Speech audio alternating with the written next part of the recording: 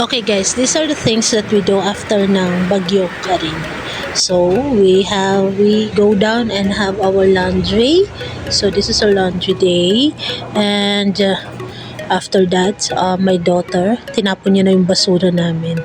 And dahil sa very good siya, nag-reward kami ng nag-reward. Binilhan namin siya ng paborito niyang Korean ice cream. So, we buy Korean ice cream. Dito lang po yan sa tapat ng tinitirhan namin. Marami pa silang mga Korean products na nandyan sa baba. So, anytime, pwede kami makabili sa mga gusto naming bilhin. So, ang saya niya. Then, yan, we